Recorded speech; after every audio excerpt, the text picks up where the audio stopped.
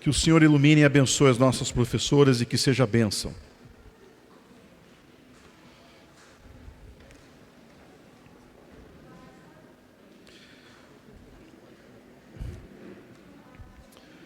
A gente olha para aquilo que as professoras estão desenvolvendo, estão fazendo com as crianças, domingo após domingo, correndo, muitas delas chegando bastante cedo aqui para desenvolver os trabalhos, preparando as aulas. Temos um plano de aulas, coisas aqui na igreja não acontecem assim. Hoje vamos pensar o que a gente vai ensinar para as crianças. Não, tem um plano, tem um material, tem uma grade. E eu louvo a Deus por isso e reconheço uma coisa hoje diante da igreja. Eu estou aqui, já há muitos anos aqui nesta igreja, estou anunciando a palavra de Deus, ensinando, expondo as Escrituras, caminhando com o povo de Deus, conduzindo a igreja,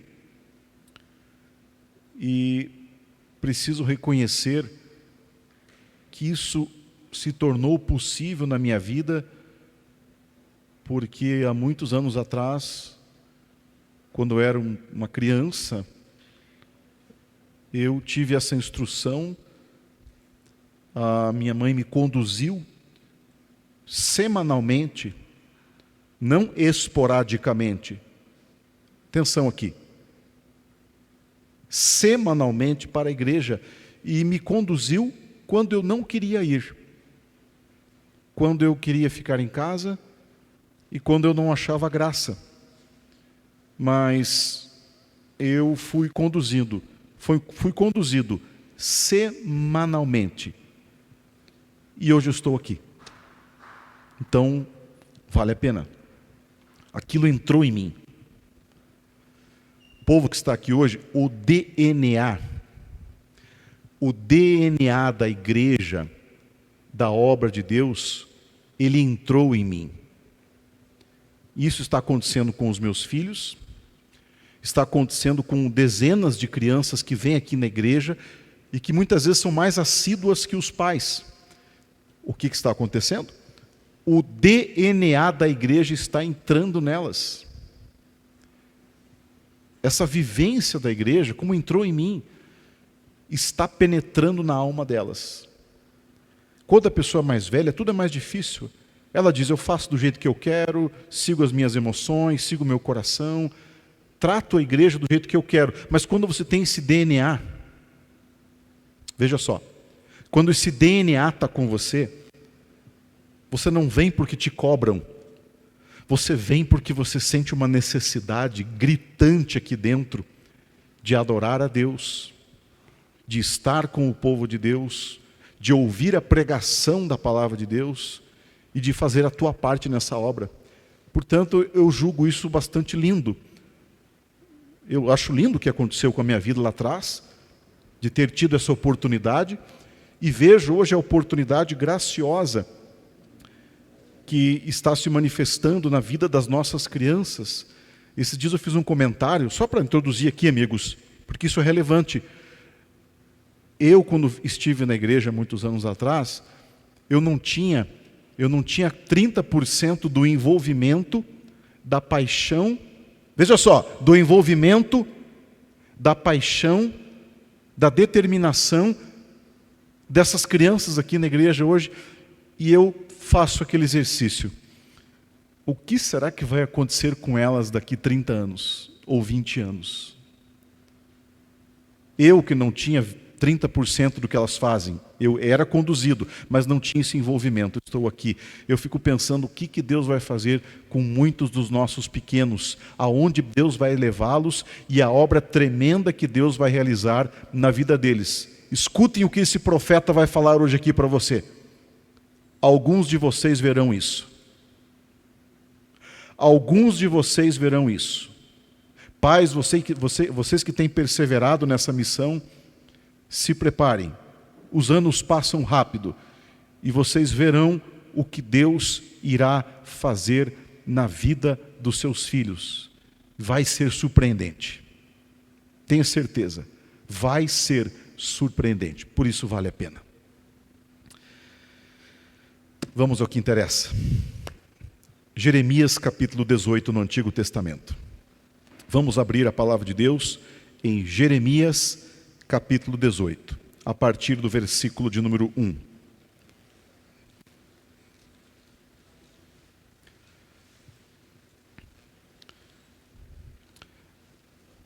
Lá no Antigo Testamento. Se você ir para o meio da Bíblia, você vai encontrar o livro de Salmos, e aí você vai um pouco para frente do livro de Salmos. 5 livros para frente do livro de Salmos, você vai encontrar um livro grande também, livro do profeta Jeremias. Livro do profeta Jeremias, capítulo 18. Repito, livro do profeta Jeremias, capítulo 18. Nós vamos ler o versículo de número 1 em diante.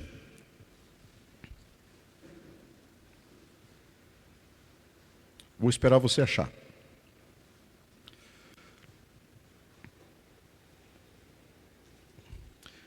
Livro do profeta Jeremias, capítulo 18, versículo 1, nós vamos ler do 1 até o 11.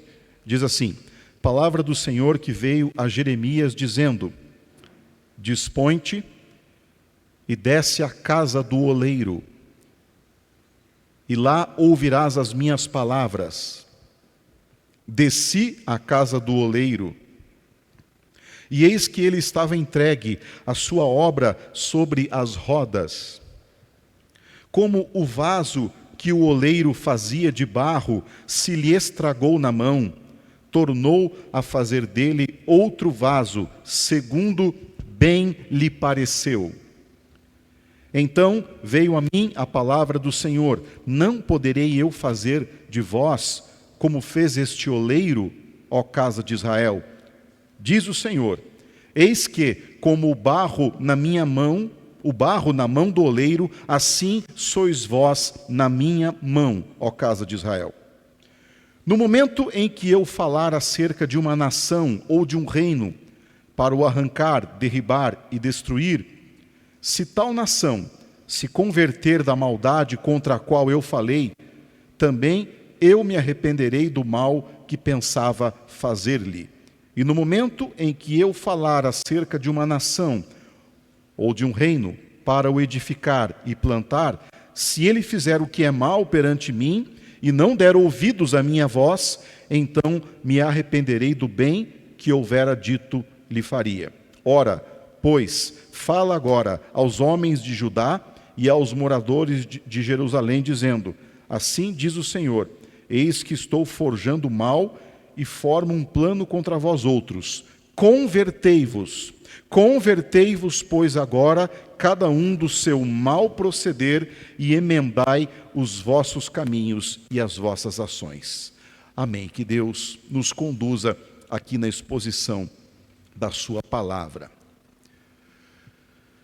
Caros irmãos e amigos, peço a sua atenção aqui para você entender, por meio dessa introdução,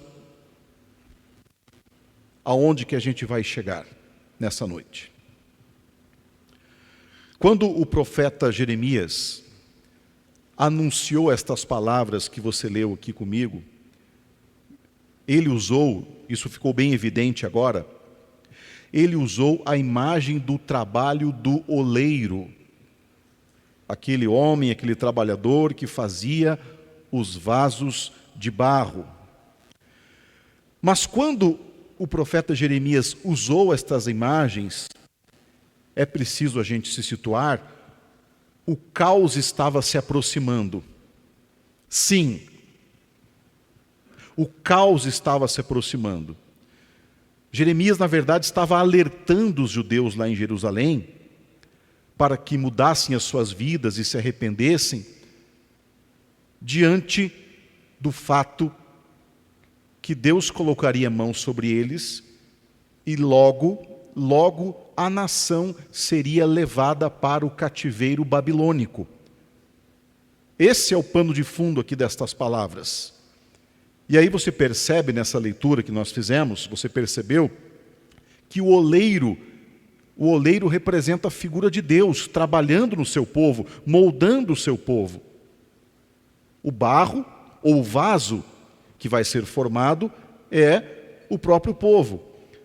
E reitero isso, o profeta Jeremias estava alertando aquelas pessoas para que eles se submetessem àquilo que Deus queria. Havia naquela nação, entre aquele povo, naquele momento histórico, uma apostasia, um afastamento de Deus, apostasia e afastamento de Deus, havia uma rebelião contra Deus, havia, meus irmãos e minhas irmãs, uma quebra da aliança com Deus. E o profeta foi enviado para alertar o povo. Seu trabalho consistia basicamente nisso.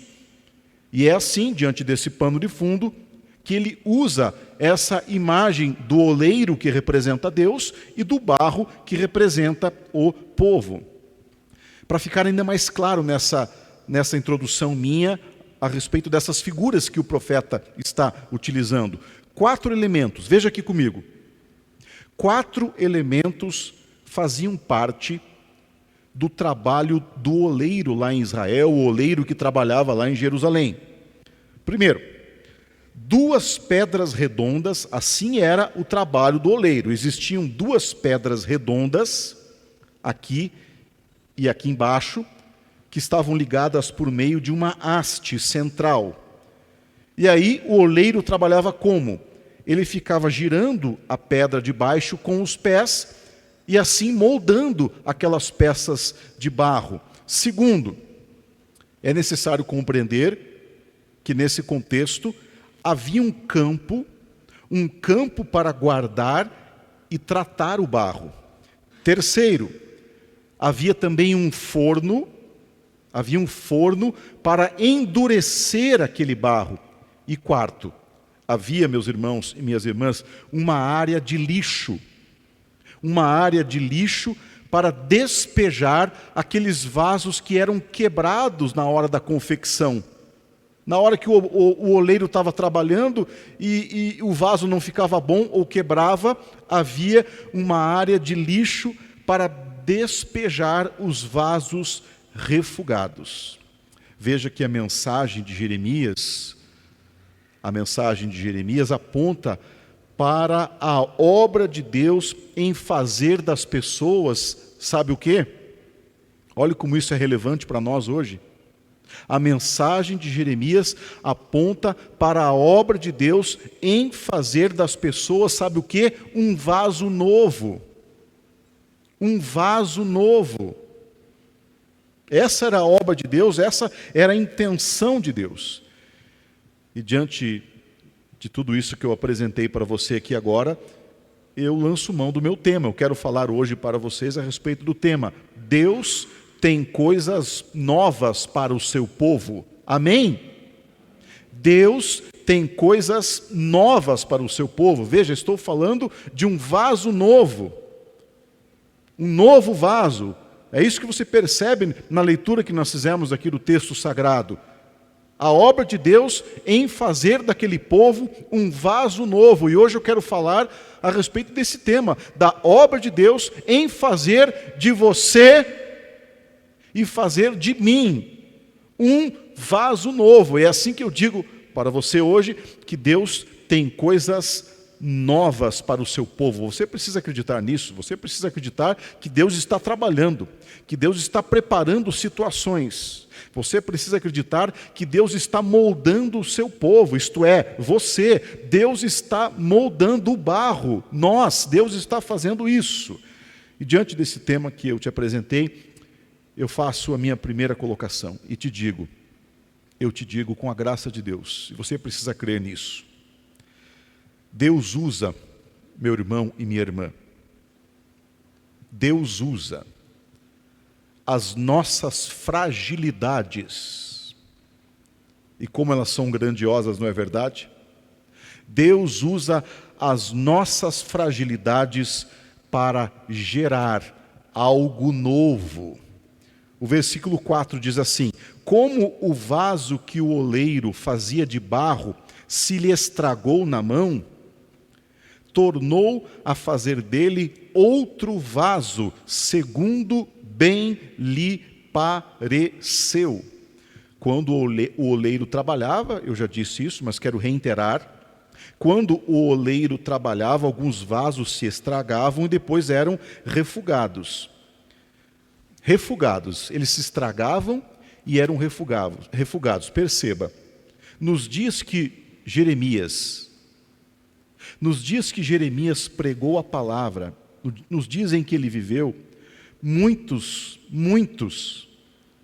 pessoas, não eram poucas, muitas pessoas estavam estragadas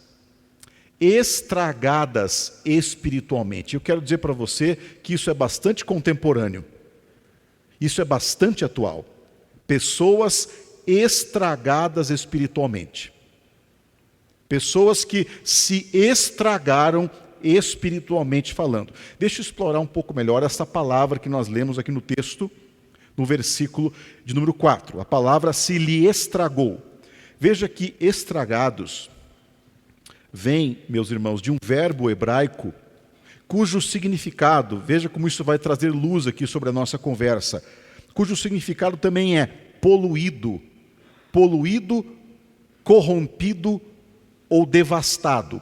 Quando ele diz que o vaso se estragou e faz uma analogia com a condição daquilo que vivia Israel naquele momento, nós entendemos então que as pessoas estavam poluídas espiritualmente, nós entendemos que as pessoas estavam corrompidas espiritualmente falando e estavam devastadas espiritualmente falando. Perceba que na natural fragilidade do barro, você é barro, eu sou barro. O oleiro é Deus, quem molda é Deus, a gente é barro, você é barro, eu sou barro. Mas perceba que nessa natural fragilidade do barro e diante da nossa obstinação, a nossa obstinação tantas vezes em viver no erro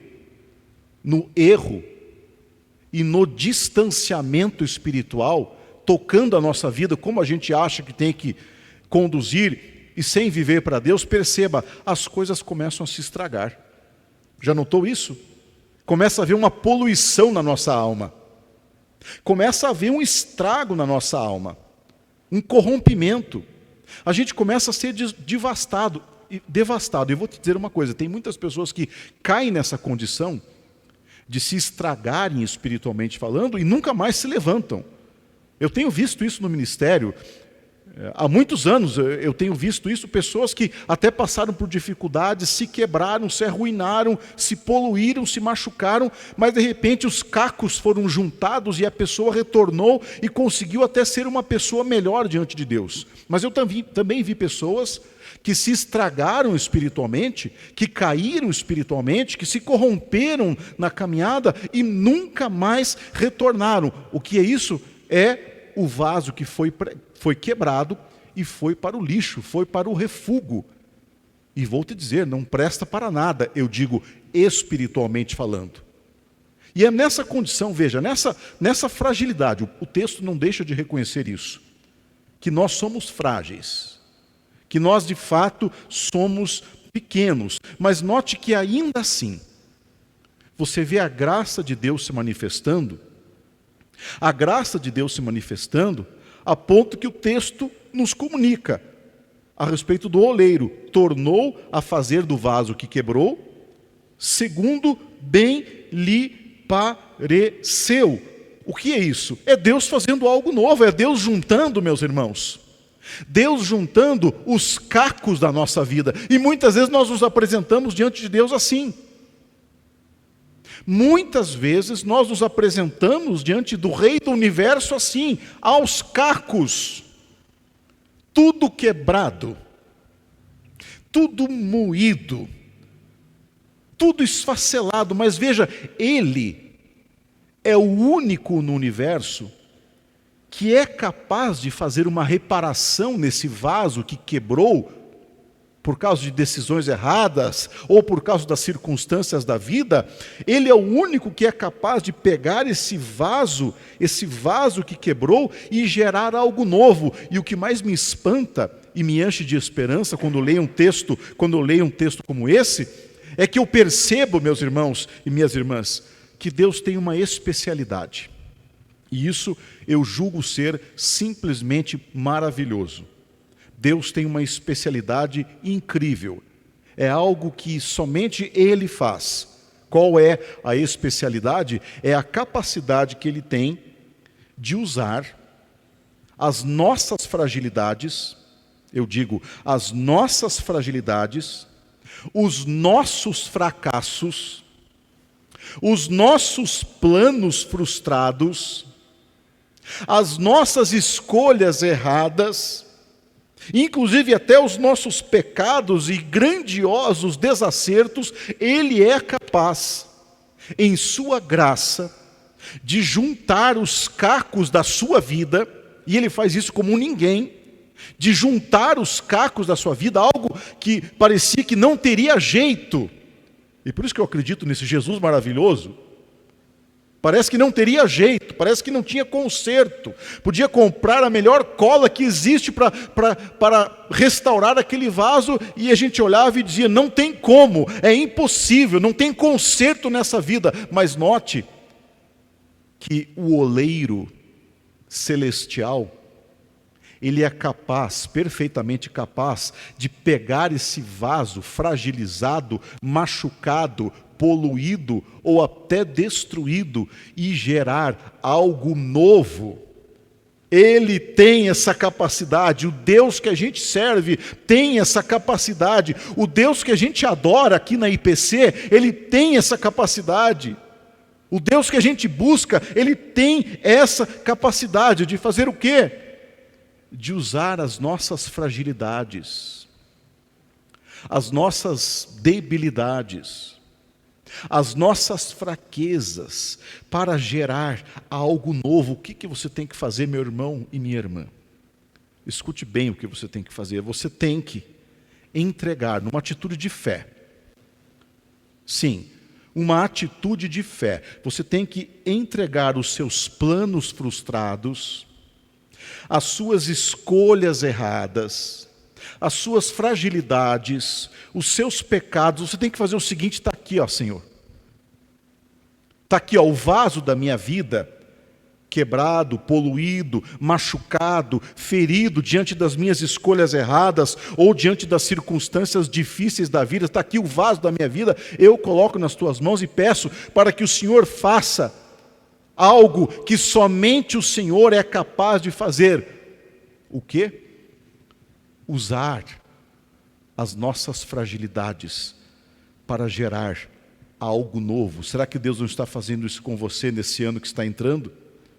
Você achava que não tinha conserto, você achava que não dava para mudar, você achava que a transformação era impossível, você achava que quando o vaso quebrou, quando aquela situação se desmoronou alguns meses atrás, ou se desmoronou alguns anos atrás, não tinha recomeço, não tinha oportunidade de avançar e de mudar, mas de repente você percebeu. E eu percebo isso quando acontece na minha vida, que o vento da graça de Deus está passando. O vento da graça de Deus está passando. E o Rei do Universo, o oleiro que está no céu, é capaz de olhar para a gente no meio de toda essa fragilidade, no meio de tudo isso que se quebrou e que parece que é impossível de ser consertado. Ele vem, Ele coloca a sua mão e usa essa base moída, essa base que está quebrada, para gerar algo novo. Isso só acontece na presença de um Deus glorioso, amém? Isso só acontece na caminhada com um Deus glorioso. Isso só acontece quando a gente experimenta das ações transformadoras do Espírito Santo na nossa vida. Quando Deus vem, junta os cacos da tua história, junta os cacos da tua história e começa a construir algo novo, gerar algo novo. Deus tem coisas novas para o seu povo. Em segundo lugar, eu te digo que Deus, meus irmãos e minhas irmãs, Ele realiza algo novo, e você já entendeu que Ele é capaz, totalmente capaz de fazer isso, em situações que pareciam impossíveis de serem mudadas. Deus, em segundo lugar, realiza algo novo para a exaltação da sua glória, da sua soberania. Não é para você ser feliz em primeiro lugar. Tem gente que se aproxima das coisas de Deus e começa a caminhar com a Bíblia. Hoje está muito na moda, não é verdade? Os mecanismos de autoajuda evangélicos. Eu vou dizer para você que isso tantas vezes não tem absolutamente nada a ver com a mensagem do Antigo e do Novo Testamento, porque é assim. Deus transforma a nossa vida, Deus nos dá alegria, faz essas coisas? Faz sim. Mas primeiro Ele faz tudo para a sua glória. Para a satisfação da sua glória, para a exaltação da sua glória, para a manifestação da sua glória, para que a sua glória brilhe. Não é você que vai brilhar, não sou eu que vou brilhar. Quem brilha é Ele, o digno de glória é Ele, não é a gente. E o texto mostra isso para a gente. Versículo 6, não poderei eu fazer de vós, como fez este oleiro, ó casa de Israel, diz o Senhor, eis que, como o barro na mão do oleiro, assim sois vós na minha mão, ó casa de Israel. Você está percebendo que a imagem do texto é que aquele povo estava totalmente nas mãos de Deus. Isso vale para a gente hoje? O que você acha? É claro que vale. É a mesma situação. Você que está me ouvindo aqui, você está totalmente nas mãos dele. Talvez você não perceba, talvez durante muitos anos da sua vida você agiu com descaso diante dessa sentença que eu estou pronunciando aqui, ou talvez você não entendeu isso, talvez você não percebeu isso, talvez você seguiu o seu rumo, fez as suas escolhas, tomou as suas decisões, disse, na minha vida ninguém se mete, eu faço do meu jeito, eu faço do jeito que eu quero. Muitas vezes nós falamos assim. Muitas vezes nós falamos assim, porque a gente não tem a percepção, de que existe, atenção aqui, existe uma mão invisível, você não a vê, eu não a vejo, existe uma mão invisível, guiando a história da sua vida em todas as etapas. Todas elas. Você vai olhar para mim e dizer, mas inclusive naquilo que doeu, que machucou, que me feriu, sim, a mão dele sempre esteve lá. A mão dele sempre conduziu. O propósito dele nunca é alterado. A mão dele conduz a história da sua vida e conduz a história da minha vida. E quando Deus pega, veja como isso é lindo, um vaso quebrado, conserta e apresenta um vaso novo, ele simplesmente está revelando seus propósitos soberanos. Ele não fez isso fundamentalmente por causa de você. Ele não fez isso fundamentalmente por causa de mim. Ele fez isso para exaltação da sua glória e para cumprir os propósitos soberanos que Ele mesmo estabeleceu. Ele mesmo estabeleceu. Quando Ele levanta um vaso novo, se você está vendo isso na sua vida agora, algo surgindo de Deus, novas oportunidades surgindo, novas situações de Deus na sua vida, entenda, é a mão dele guiando você, é a mão dele conduzindo cada etapa da sua vida. Você veja que o oleiro que está no céu, o oleiro celestial, ele é especialista em transformar e gerar novas trajetórias abençoadas na vida do seu povo. E assim eu te digo, se não for pela mão dele, a gente não é nada. Por isso que você precisa de igreja. Por isso que você precisa de Bíblia. Por isso que você precisa de oração, da revelação aqui da palavra de Deus, porque isso está mostrando para você. Isso só acontece em ambientes como esses. Isso está mostrando para você que se não for a mão dele conduzir a sua vida, você não é absolutamente nada. E quando a gente começa a perceber isso, note que algo acontece no nosso coração. Algo acontece. Sabe o que acontece? A gente fica fica ciente, sabe do quê? Da nossa pequenez. Como nós somos frágeis, limitados e pequenos. Uma teologia saudável gera isso, sabia? Uma teologia saudável mostra que você é pequeno, que você é limitado e que existe um Senhor da glória que controla todas as coisas. Agora, quando a teologia começa a exaltar o homem demais, engrandecer o homem demais e focar nas potencialidades do homem, eu te digo, ela não é bíblica. Ela não é bíblica, nem cristã e nem evangélica. Porque aquilo que nós percebemos na Bíblia, quando a gente se aproxima da glória de Deus, a gente percebe o quanto a gente é pequeno, o quanto a nossa família precisa da graça de Deus, o quanto nós somos frágeis, o quanto nós temos problemas para resolver diante de Deus, mas ainda assim a gente olha para Ele e vê a grandeza dEle. E espera nele e Ele começa a fazer um vaso novo. Mas eu vou te dizer uma outra coisa também. Quando Deus começa, como nós lemos aqui neste verso, a fazer algo novo, e Ele nos mostra que estamos nas mãos dEle, também entenda o seguinte: Deus começa a quebrar uma coisa. Deus começa a quebrar o nosso velho, lembra o velho vaso? Ele começa a quebrar o nosso orgulho. Se tem uma coisa que atrapalha a gente para a nossa desenvoltura espiritual, a ponto que sejamos vasos novos de honra e glória a Deus, é o nosso miserável orgulho. É verdade, o nosso miserável orgulho, que nos impede de ceder, que tranca na nossa caminhada o caminho do quebrantamento, é o miserável orgulho. O velho orgulho, isso faz parte do velho vaso, está sendo quebrado, está sendo moído, mas o orgulho está ainda lá, se movimentando no meio de tudo aquilo. Veja, o nosso velho orgulho, os nossos velhos hábitos, a nossa velha, que coisa ruim que nós lutamos, a nossa velha independência de Deus. Eu faço as minhas escolhas e não consulto a Deus. Eu botei na cabeça que a minha escolha é certa. Eu coloquei na cabeça que a minha escolha é infalível. E eu não consulto Deus. Eu não pergunto o que Deus quer fazer. Eu não pergunto qual que é a vontade revelada dEle a respeito desse assunto. Eu não pergunto. Isso é coisa do velho vaso quebrado e moído. Não está conseguindo nada, não está avançando, não está encontrando a felicidade, não vive bem.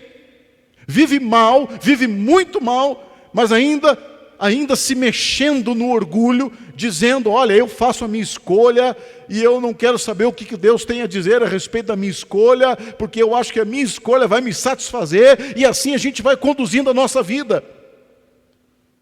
Mas veja que o Deus misericordioso, Ele lança situações de quebradeira na nossa vida. O vaso começa a quebrar todo. Ele começa a quebrar a gente emocionalmente. Ele faz isso. O oleiro, quando trabalhava com o barro lá atrás, ele batia no barro para adequar o barro. Deus começa a bater e começa a quebrar o vaso. Vai quebrando a gente nas nossas emoções. E a gente começa a viver mal. A gente faz as nossas escolhas, de repente a gente naufraga e diz: como é que está dando tudo errado? A gente percebe que tudo começa a quebrar. E eu não estou falando aqui de quebradeira financeira, tá? Eu estou falando daquele trabalho de Deus dentro da gente. A gente começa a se sentir quebrado.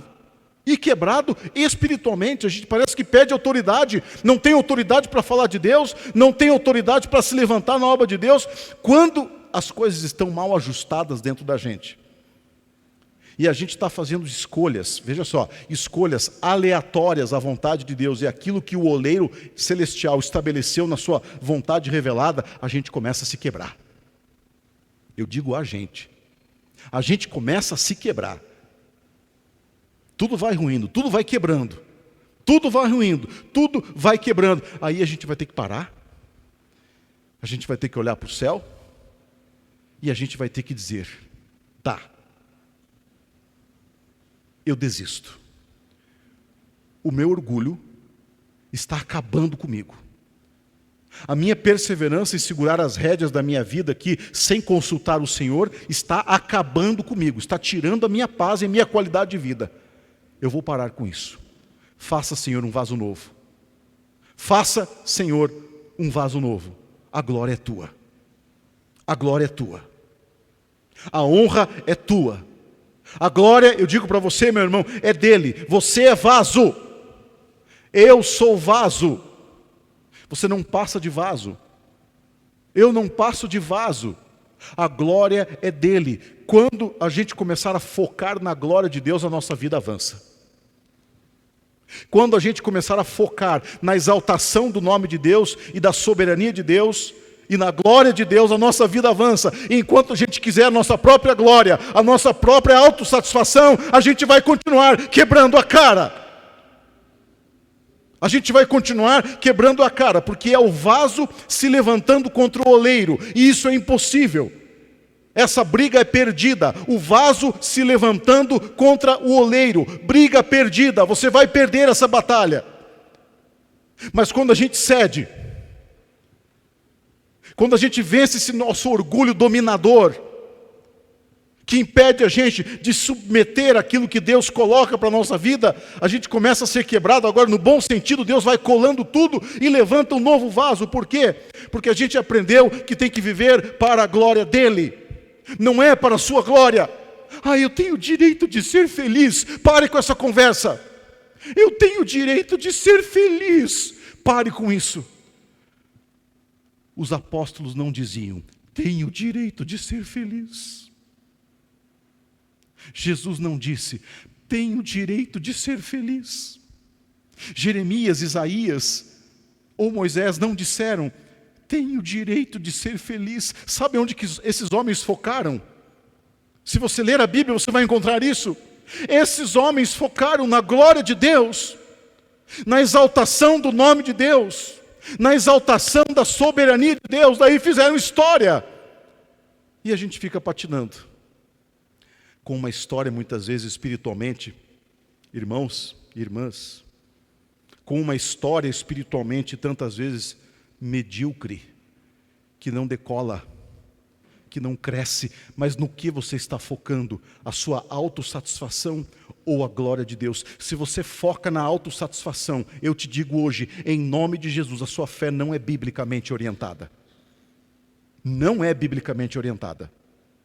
Mas quando a gente tem uma fé biblicamente orientada, a gente vai focar na glória de Deus. As minhas conquistas para a glória de Deus. Os meus dons para a glória de Deus. Os meus relacionamentos para a glória de Deus. Os meus filhos para a glória de Deus. As minhas aquisições abençoadas para a glória de Deus. O meu crescimento para a glória de Deus.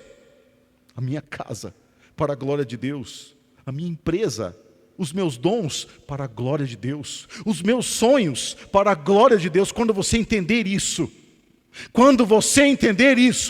você entendeu o que é servir a Cristo Jesus. Se eu entendi isso, eu entendi o que é servir a Cristo Jesus. Lembre, você é vaso, eu estou falando aqui, estou dissertando aqui, estou expondo aqui, todos vocês estão sentados, só eu estou aqui. Mas eu não passo de um vaso de barro. Eu não passo disso. Eu não passo de um pequeno e limitado vaso de barro. A glória é dele, não sua. A glória é dele, jamais minha. E em terceiro e último lugar eu te digo, que Deus gera algo novo, meus irmãos e minhas irmãs, quando temos novas atitudes. Ficou claro que há uma manifestação da soberania de Deus trabalhando no vaso que é você, que era o povo de Israel. Ele é soberano, você não é soberano, eu não sou soberano coisa nenhuma. Eu estou aqui hoje, amanhã eu posso não estar. Eu estou aqui em 2021, 2022, eu não sei, porque a Ele pertence todas as coisas. A gente é vaso. Mas note que ainda assim, como nos mostra a Escritura Sagrada, o barro, isto é, a gente precisa reagir. O barro faz a sua parte. Quer ver como? Versículos 7 e 8. No momento que eu falar acerca de uma nação, ou de um reino para arrancar, derribar e destruir, Se tal nação se converter da maldade contra a qual eu falei, também eu me arrependerei do mal que pensava fazer-lhe. Você está vendo como é que o barro reage? Lembre, o barro somos nós, nas nossas limitações, nas nossas fragilidades, mas o barro, conforme a palavra de Deus, pode reagir da seguinte forma diante de Deus, para ser abençoado por Deus. O barro pode reagir com um arrependimento sincero. É isso que nos mostra o versículo 7 e o versículo 8. Mas você notou também que o texto fala de um arrependimento de Deus? Notou isso? Aqui no versículo de número 8. Arrependimento de Deus. Eu me arrependerei do mal. Eu preciso trazer uma informação para você hoje aqui. Será que esse arrependimento de Deus é igual ao nosso arrependimento? Já parou para pensar nisso quando você olhou na Bíblia textos como estes? Não. Esse arrependimento aqui de Deus não é como o nosso. O nosso é aquela expressão de lamentação por causa das nossas decisões erradas. Deus não toma decisão errada. Deus não toma decisão errada, senão Ele não seria Deus. E nós nem deveríamos buscar a sua glória. Ele não toma decisão errada. Mas quando o texto aqui fala de arrependimento da parte de Deus, é importante você entender que o texto está falando daquela situação que Deus ele se enternece. Em outras palavras, Ele se sensibiliza. Ele se sensibiliza quando pessoas querem voltar atrás. Olha como isso é lindo. Essa é a linguagem do arrependimento divino aqui. Ele se sensibiliza quando as pessoas voltam atrás. Ele se sensibiliza quando a gente quer abandonar os nossos erros. Ele se sensibiliza quando a gente diz, meu Deus, eu preciso mudar. Daí Ele reverte o quadro. Daí Ele reverte o quadro. O vaso que ia ser lançado no refúgio, o vaso despedaçado que ia ser lançado no refúgio, de repente começa agora uma nova construção da peça. Por quê? Porque Deus, Ele olha para essa pessoa, a palavra aqui é arrependimento, mas na verdade tem a ver com essa sensibilidade de Deus em olhar para o arrependido. Isso é maravilhoso. Quando a gente acha que não dá mais, diante de tanto erro, tanta bobagem que a gente fez na vida, tanta escolha ruim, de repente a gente chega num ponto, num limiar, e a gente diz, meu Deus, está tudo errado, Senhor. Está tudo errado. Eu lamento. Eu não consegui. Eu lamento. Está tudo errado. Você perceba que essa atitude, nessa atitude espiritual que a gente toma, os cacos começam a se juntar no chão. Os cacos começam a se juntar no chão. Deus começa a reparar o vaso. É a ação do barro. É a parte do barro. Esse arrependimento. Daí o vaso começa a ser reparado. E quando a pessoa faz desse modo, ela percebe que um vento de mudança vem chegando. Um vento de mudança na sua espiritualidade. Um vento de mudança no seu ministério. Um vento de mudança na sua casa, nos seus relacionamentos. É uma ação de Deus fazendo algo novo. Algo que nós precisamos, a gente precisa de algo novo. A gente não pode ficar a vida toda na mesmice. A gente precisa realmente de algo novo diante de Deus. Mas veja que a chave que aciona esse algo novo diante de Deus é a nossa ação. Qual que é a nossa ação? O nosso arrependimento, quando eu digo eu lamento, ou a conversão, como nos mostra o texto. Conversão tem a ver com voltar atrás, dar volta ou meia volta. Eu parei de seguir na minha obstinação orgulhosa e agora eu me volto para Deus, eu dou uma volta, eu giro na direção dEle, acreditando, me voltando de todo o coração, e aí a vida começa a mudar. E sabe por que tem gente que não muda nunca? Que vai passar 5 anos, 10 anos, 8 anos, você vai ver a pessoa com o mesmo discurso, contando a mesma coisa sempre, o mesmo tipo de fracasso espiritual sempre, o mesmo tipo de não avanço espiritual sempre, porque a pessoa está esquecendo que para mover as águas e para mover o coração de Deus e para chamar a atenção de Deus, não é ela esperneando que vai fazer isso, ou colocando culpa nos outros, é ela olhando para o céu como um vaso quebrado e dizendo: meu Deus, eu lamento, meu Deus, eu quero voltar atrás, eu quero me voltar para ti, eu lamento. Assim começa a surgir algo novo. Deus gera algo novo quando temos novas atitudes. Você quer ver algo novo de Deus na sua vida? É claro que você quer. Algo novo de Deus na sua casa? É claro que você quer. Eu quero algo novo de Deus no ministério? Eu quero, sim, Senhor. Algo novo, um vaso novo, novas etapas, um novo vento, uma nova dinâmica, uma nova experiência com o Espírito de Cristo. Eu quero algo novo, e você quer algo novo também, porque esse algo novo vai mudar a nossa história. A gente vai ter ânimo, a gente vai começar a produzir, a gente vai avançar, a gente vai crescer. Mas entenda, Deus gera algo novo quando temos novas atitudes. Se as atitudes são velhas, do velho vaso, não tem transformação. Mas eu acredito que Deus quer fazer algo novo na sua vida. Você acredita nisso? Eu acredito. Eu acredito que o oleiro celestial nos olha agora e está sondando o nosso coração. E eu acredito que há força, poder e vontade nele, no Rei da Glória, de pegar você, pegar a minha vida quando a gente está aos cacos. Quando a gente está aos cacos, há vontade, desejo e poder nele para juntar todas as coisas e fazer uma nova peça, uma nova vida, uma nova peça, uma nova e bela peça.